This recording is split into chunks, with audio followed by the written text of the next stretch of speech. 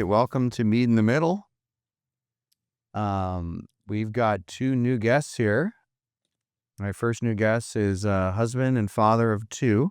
He's the best real estate attorney that I know in all 12 counties. He also is a host of a hit show, Ox Talks. He used to be a fat kid, and now all the moms at his kids' private school check him out. Matt Ward.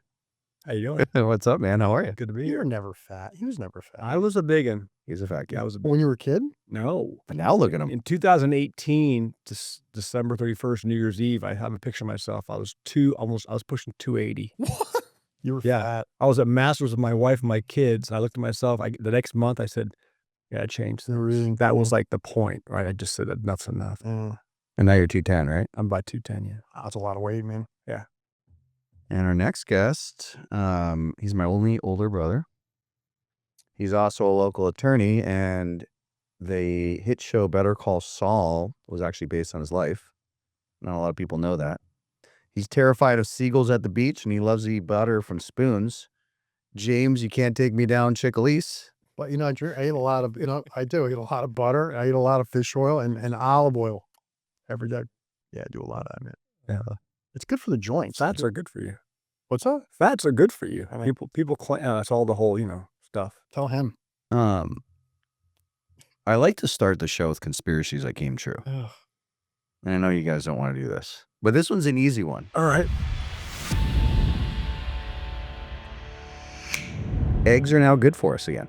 Yeah, I read that article 2 days ago. I sent it to Pulick Mm-hmm. because he's my very best friend.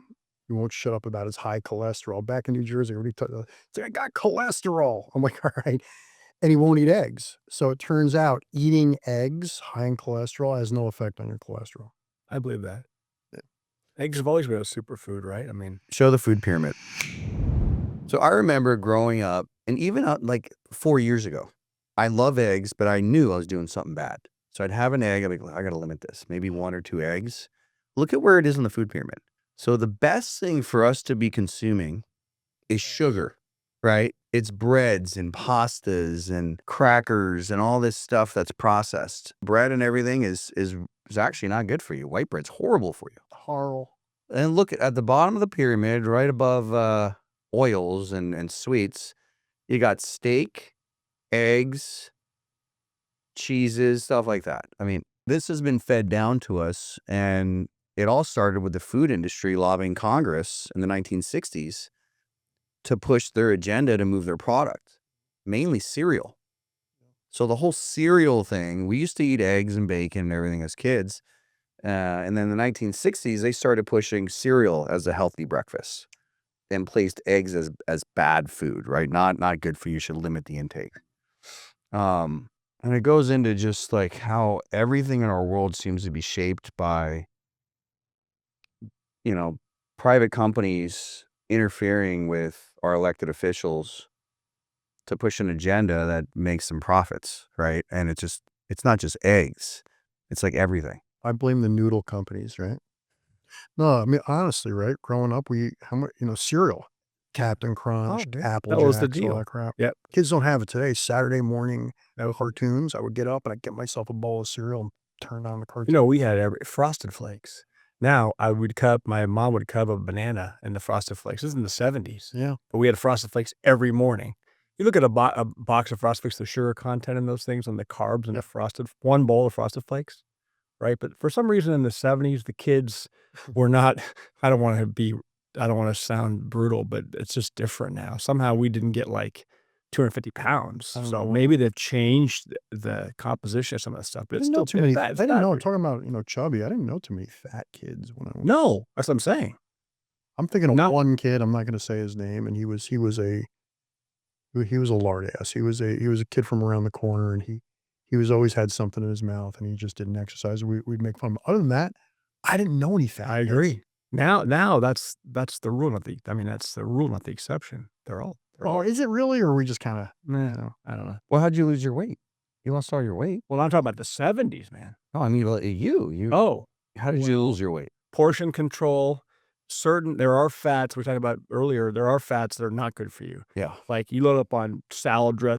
Dude, I used to pour a bowl of blue cheese and dip steak into blue cheese at dinner with a cocktail, right? So it's like just certain things you can make certain decisions and change things that cut out massive amounts of bad fats, right? And portion control. So there are just, you just gotta make smart decisions. But yeah, but minimizing carbohydrates, processed stuff, white bread, stuff like that, you gotta knock that. Well, he said it with the bread. I just saw a thing on one of this female podcast or skinny gal, kind of annoying, but she had a guest who was talking about bread and how it's changed over the last 100 years. And I know for a fact, what's that, glyphosate?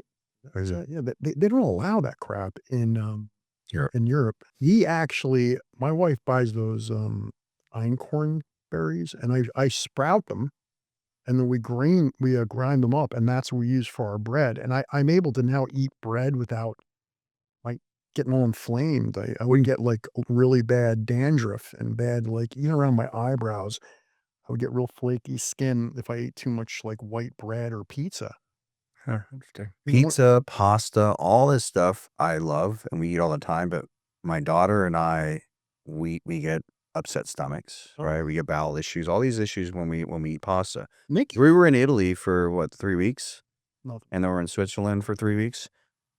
Nothing, and we were eating pizza and like we were getting full on smaller portions, and we didn't. I was going to the restaurant once every 2 days, not 3 times a day. Like it was complete different. I felt better. Yeah, We were in Paris last summer, baguettes and butter, felt fine. Totally fine. Then we went down to Italy, same deal, 2 weeks in Italy, never ate the pasta, ate, the bread, it felt fantastic. The pizzas, right? It's just, it is. Something's and where was different. this? This is Europe. We started in Paris, and then we did a week there, and then went down to Italy. And we did, 3 cities there, but the food, I agree. You don't feel bloated, you don't feel as just sick. Well, the safety nets of not only just our government and what they're telling us in nutrition, but it floats right down to education, is all screwed up because of lobbying. There's no maternity leave mandatory in the United States like there are in a lot of European countries because the baby formula companies lobbied hard. Oh, come on. They did. They lobbied hard How do you know against it. Look it up. You're blaming Look- big baby formula? The baby because it would mean you'd buy more baby formula, right? If you didn't get the time off, the mom wouldn't be there feeding the kid. So it's just like a small example. As I recall, the little bottles of baby formula when I was a kid, weren't they Johnson & Johnson? Like the biggest manufacturer? Or what about, and the baby food? Wasn't it? Those little Keebler Keebler and Johnson, big companies, right? Yeah. Well, I don't know. Maybe Mike's onto something, big baby formula. There you go, bro. You better say something to your to Congressman Or be Ruiz. careful. I mean, we've had decades of lobbying, carefully placed science that shaped the way we think about something as simple as breakfast. Eggs went from hero to villain and back again. It took years for truth to claw its way back. And now we kind of know, people are starting to wake up to say, wait a minute, eggs are actually good for us.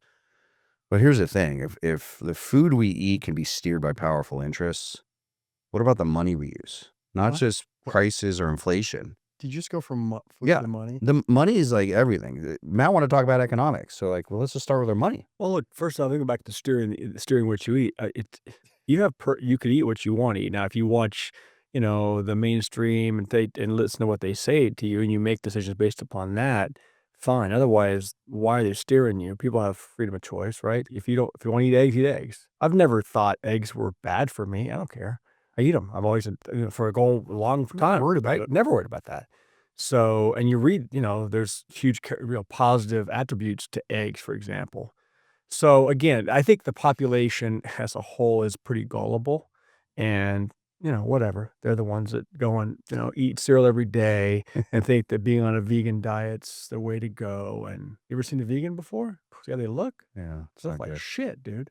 I'm just kind of always been not a contrarian to be a contrarian, but just make your own decisions, right? Eat what But how do you want. make a decision when your own doctor, the government, the safety guidelines of the FDA, everybody's telling you got to limit the intake of eggs when eggs can create a single cell into a living creature. Yeah. It's everything you need. It's super good for you. Right.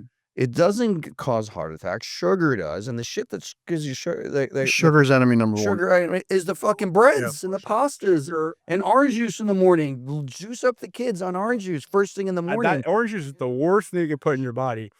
Look at Just a forget little forget squeezed orange juice I might have. Sometimes we have so much citrus in my house. We get fresh eggs right out of the chicken's ass. Oh, that's cool. Because we got chickens. Forget the idea of diabetes, right? It just contributes to diabetes, but it also, I think, sugar allows cancer cells to grow and allows lots of other bad stuff to happen in your body. It feeds on it, right? That's what I've read. Now, I'm not a scientist, a doctor. I have no idea, but that's it wouldn't surprise me. With the increase of cancer rates, how it just has shot up through the moon in the last 100 years, and everybody with diabetes. Oh, don't get on the can. How much money has the American Cancer Society gotten since 1950? And it's up. Breast cancer's up 3 times since the 1970s, right after the introduction of the pill, messing with hormones and stuff like that. The cancer rate is absurd, and it's got to be connected. I think there's a lot of environmental and all that, but it's got to be connected to the ridiculous amount of refined sugar and simple, crappy processed carbohydrates like Wonder Bread. How much? I thought Wonder Bread was like, man, mom's doing good. She bought Wonder Bread this week. It's nice. Jelly? Yeah. My mom used to put Miracle Whip on Wonder Bread, dude. Totally vegetable oil. And So, like, what are you Miracle eating? Whip, Wonder Yeah. Bread, Or and margarine. processed- Margarine and, was and, healthy and for us. Oscar Mayer Yeah. sliced ham. That was what we got. And don't eat butter, eat margarine. Margarine's healthy for you. That was a whole push. We used to eat That's country vegetable oil. crock. Country crock. Yeah, that's what we had as A lot a of kid. crock. Dude, that's great. That's so funny. You're right. Are you imagine that? We didn't get butter. Well, butter was expensive. I used to go in the kitchen and take spoonfuls of country crock. We did our last episode, or actually 2 episodes ago, our topic was the Federal Reserve.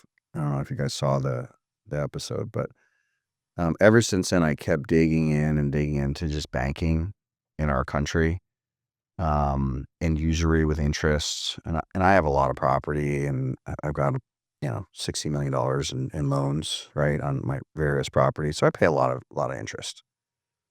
And then I started learning of like, well, how do banks lend out money? What's their reserve requirements? Where does the money come from? Do they like borrow it from the federal? Like I really dug in, and I was shocked on what's going on and how no one really knows what's going So on. it's all fugazi. So a bank, first of all, you don't deposit your money into a bank. Maybe you guys know this, maybe you don't. You lend the bank your money. Right.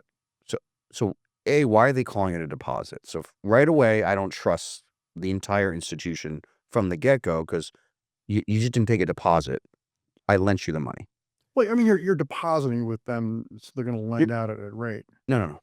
That's what I thought. But you're lending them the money, and it goes on their balance sheet. And then I thought they just like lent out our money that we gave them to hold. But then I learned about fractional reserve banking, and they can lend more than they have. They lend on multiples. And I think Yeah. your deposit agreements provide you're not lending them the money, it's their money. When you put it in their bank, it's deemed their money. It's their money. So, and it gets a lot worse. So that's just like, wow, that's kind of crazy. So they can lend more than they have. Where are they getting the money? By Right. multiples. Yeah. So the way it works is they create money out of thin air. So if I owned a bank, Well, and hold on. Let me know. You're not talking about regional banks. You're talking all about banks, Okay. every single bank. The Federal Reserve prints money, and they can lend money to the government, and they can lend money to other banks. So when they say they're printing more money, and they can do that. But if I own my own bank, even a regional bank or a local bank, there used to be a reserve requirement. So I would have to keep between 6% and 12% on reserves. So if I lent out $1 million, I had to keep 50, 100,000 in reserves. During COVID, when they locked us down, the banks petitioned our government to get rid of all reserve requirements. So now, like, okay, so they don't have to hold any money. So what are they, just borrowing all this money from the Federal Reserve? Where does this money come from? So they do double accounting principles. So basically what I do is when you come to me and say, Mike, lend me $100,000 or lend me $1 million for my home that I'm buying. I say, okay, I don't lend you any money. I buy a financial instrument from you, which is the mortgage for $1 million. And I take this instrument that's now worth $1 million and I put it on my books. And it goes in one column. It says now Mike Meade has another $1 million there. And I don't give you $1 million cash. I simply credit your account $1 million and it balances. The money came from thin air. I didn't take it out of my pocket. I didn't borrow it from the Federal Reserve. I fucking took it out of thin air and I lent it to you. You've heard the term mouse click money, right? Huh? Mouse Yeah. click money. It's the same thing, but at a large scale, you wonder why the dollar is getting devalued over and over and over. And guys, we're trying to save for our retirement. We're trying to pay off our houses. Usury used to be illegal. It was completely illegal. Well, illegal in the United States? No, it was illegal in Europe. And when banks started getting established, the first people to start charging interest were the blacksmiths, because they would hold people's gold.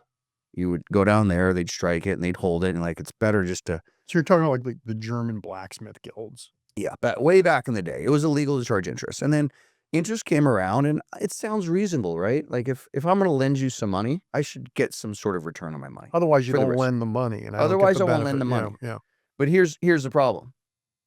When we're talking about banks, not individuals lending the money, it's not even their money.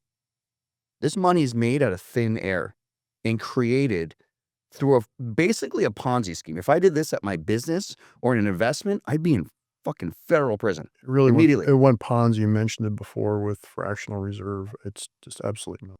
There's no fractional reserve even requirement. So forget fractional reserve. They're using double accounting to basically create money out of thin air. And every time they make a loan, that loan adds to the money supply and devalues all of our money year after year after year. That's why there's always inflation. There's never like, wow, it's negative inflation. It's always inflation. And Jamie Dimon and the B of A, see all these CEOs of the big banks are in front of Congress all the time whining that they want to have reduced capital reserve requirements, right? That they can't be competitive if they have any kind of reasonable capital reserve requirements, which is pathetic. Yeah. What are they charging you for money and for, account fees and credit card? On a personal everyday person, 25% interest rates, and they all incorporate in South Dakota because there's no usury laws up there. 25% on the dollar, so I got into the habit of just paying off. If I do use credit cards, but they get paid off at the end of the month. And business is a little different. I'll carry some loan, but I refuse because I figure every dollar I give to these guys, they're spending that money to send their kid to Harvard or a Paris vacation or something on my back, and that's how it affects everybody at the very. It's not. But I'm talking about interest in general. So what I did was I took a deep dive into what the world would look like if the people that created the monetary system, so the money that we use in the United States, it's our money, right? It should be. It's not ours. It's controlled. I don't care what they say about the Federal Reserve. It's controlled by private banks completely. Okay, so now let's distinguish between fiat and money. In my mind, fiat is printed paper that's worthless. Money is gold. Money is gold and silver. Well, we're only one real form of money, and it's soon to be Bitcoin too, by the way, digital gold. But I won't go. So I'm going to go into that because it's important. But currency is fiat. Dollars are fiat. So it's very important. So as I dug into it and I started taking a little idea from here and an idea from there, and I said, well, what if? Because we continue on this trajectory right now, I think we're at $37 trillion. Yeah, I saw 37 trillion. 37 trillion. That is 120% of our GDP. Guys, we're done. So, and BlackRock and all these big bankers, they know the dollar's over and our time's taken. So that's why they're like, we got to get in some other sort of currency. Sure. So what these bankers do, they go around the world and they promise an entity. They say, hey, United States, you guys can be the world currency. Like Europe used to be, or England, and you can print as much money. You're gonna have money for as much money as you want for your military. You're gonna prosper. Your people are prosper. But with the system on interest and the way they just create money out of thin air, over time it wipes out the currency. So it either wipes out the country or it wipes out the currency. The only thing that's keeping us going is the fact that we say we're the world's reserve currency. We're the dominant reserve currency. I mean, other countries trade in other forms, but it's like 70% of all trade nationally, they convert to dollars first.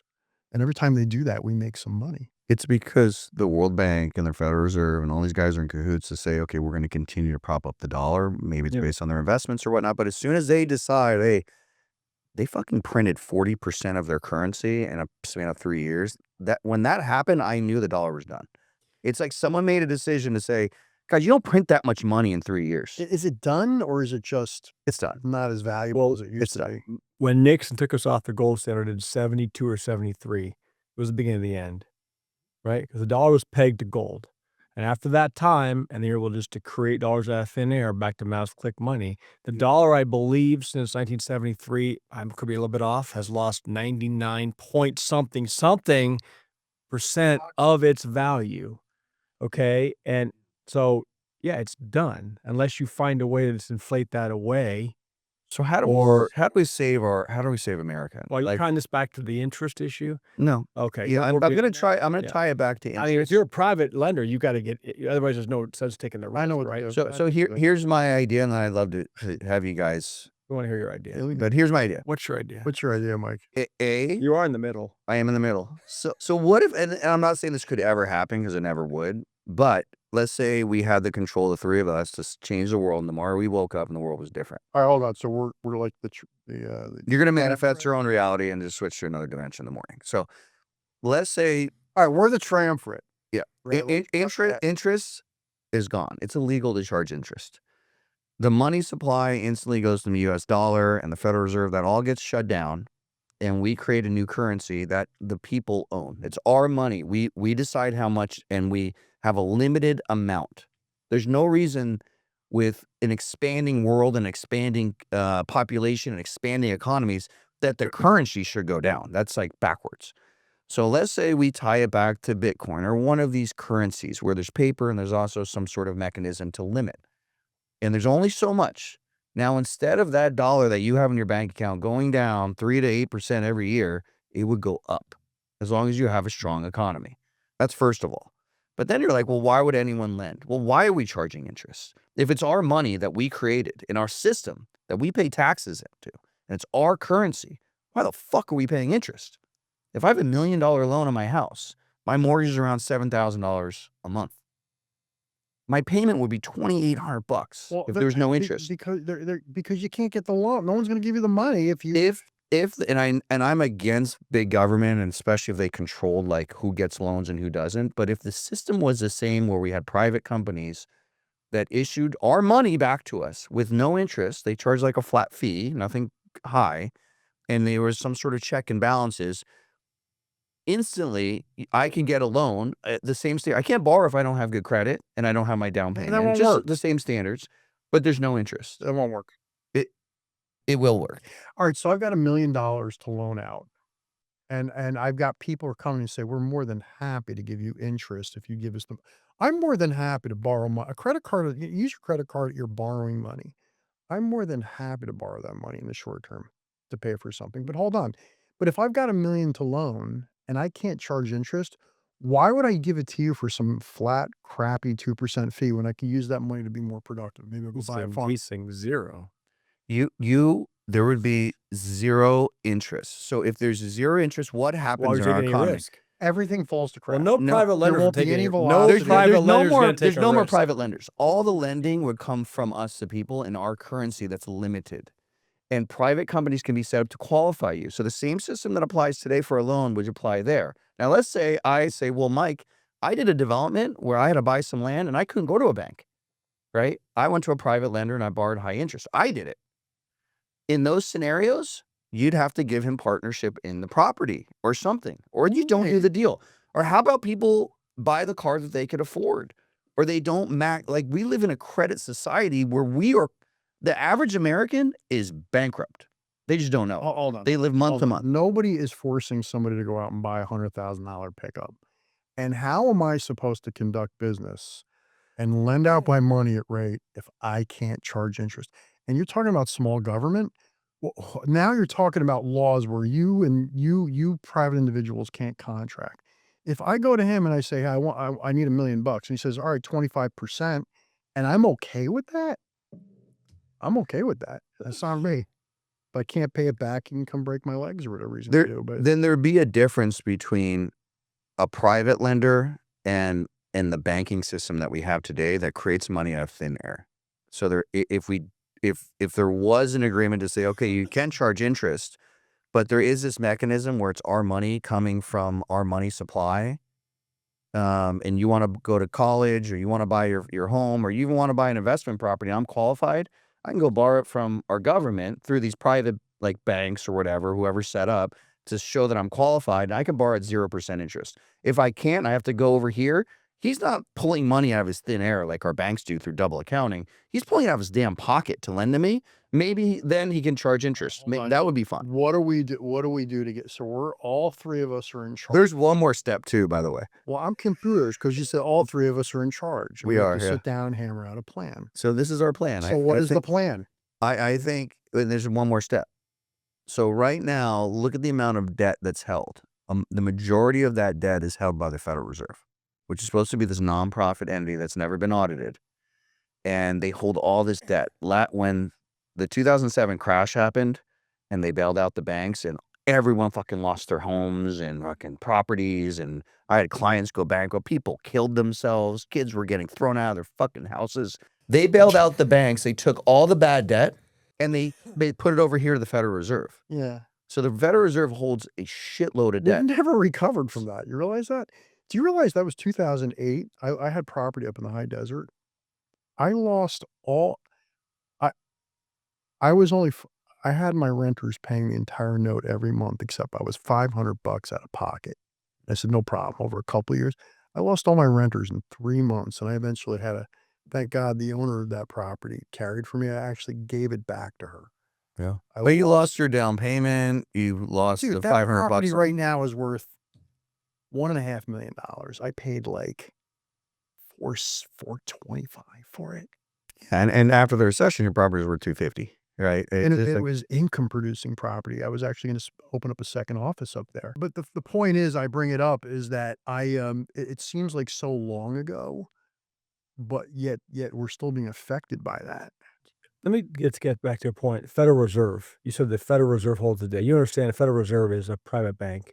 It is a private bank. Okay, they don't own the debt. The U.S. government owes the debt. We owe the debt Okay, to a private bank. right. So you're saying it's on the Federal Reserve's books.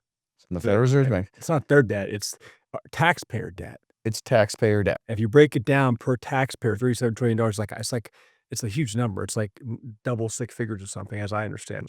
So the Federal Reserve is not federal. Oh, I know. Yeah. Okay.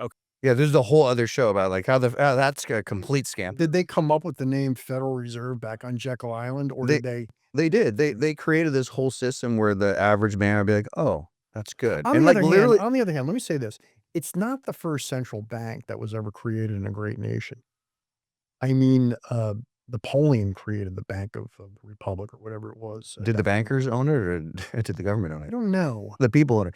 So, and I'm against big government, but I'm for federalizing our money supply in the same sort of audit system that's supposed to be existing, where you appoint people for 20 years or whatever and there's like checks and The balances. Constitution requires. But right now, like, and I explained this in my last show, it's because my two co-hosts, which are liberal, think the Federal Reserve's great, which is amazing, right? They love the Federal Reserve, and it's privately owned, which is hysterical, right, to me. And because they've been brainwashed into thinking that like the Federal Reserve's good, right? They control and they have their meeting and they control the interest, but like it's as if I said, guys, I'm gonna handle all the zoning for the whole country. I'm a developer, and me and my developer friends are gonna control all the zoning. And don't worry, we're gonna call it the Federal Zoning Commission, and we're gonna all meet. And there's a subcommittee that actually controls the zoning, but you guys can control like a small element of it through this Federal Reserve Board, and you guys can put some people on there, and of course, they're probably going to come from my industry. But at the end of the day, I'm going to have a lot of power on how that zoning happens.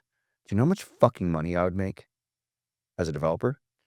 You know how much money I could make? I could take a piece of land that's worth $2 a square foot, and I change the zoning, and it's worth $100. Okay? I'm talking about fucking land zoning. We're talking about the money supply, dude. That's power. That's our ability to go to war. That's our ability to lend to. Did you ever wonder why the United States committed itself to World War I? you ever stop to think about that? Why did we go to war in World War One? I mean, we had some really good reasons to go to World War II. Maybe even Vietnam. Why World War One? You guys ever think about that?